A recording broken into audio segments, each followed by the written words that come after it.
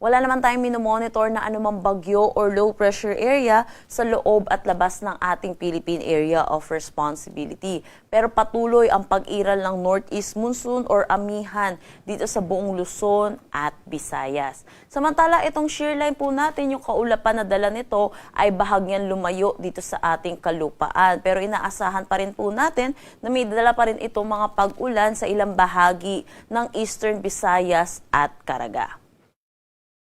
Para sa magiging panahon natin ngayong araw dito sa Luzon, malaking bahagi ng Luzon kasama na ang Metro Manila ang makakaranas ng maulap na papawirin na may mahihinang pag-ulan. Liban na lang dito sa may Ilocos Region na inaasahan natin ang bahagya hanggang sa maulap na papawirin na may mga isolated light rains. Agwat ng temperatura para sa Metro Manila 23 to 30 degrees Celsius, Lawag 21 to 30 degrees Celsius. For Tuguegarao, asahan natin ang 19 to 27 degrees Celsius, Baguio 13 to 22 degrees Celsius. For Tagaytay, 21 to 28 degrees Celsius at Legazpi 24 to 30 degrees Celsius.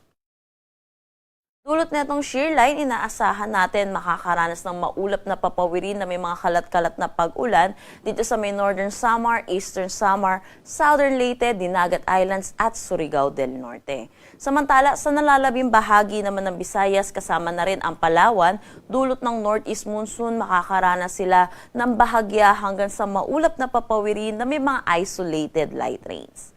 Sa nalalabing bahagi naman ng Mindanao, magiging maaliwalas naman ang kanilang panahon, pero asahan din po natin yung init at alinsangan, lalo na sa tanghali hanggang hapon na may mataas na tsansa ng localized thunderstorm pagdating sa hapon at sa gabi. Agwat ng temperatura para sa Puerto Princesa at Kalayaan Islands, 23 to 30 degrees Celsius, Iloilo at Tacloban, Cagayan de Oro, 24 to 29 degrees Celsius, Cebu, 25 to 29 degrees Celsius, Zamboanga, 22 to 33 degrees Celsius, at Davao, 24 to 30 degrees Celsius. Wala na tayong nakataas na anumang gale warning sa anumang seaboards ng ating bansa.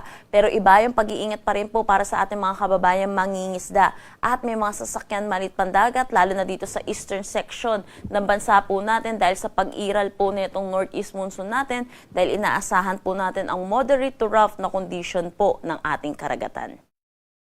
Ang sunrise mamaya ay 6:25 a.m. at ang sunset mamaya ay 5:53 p.m.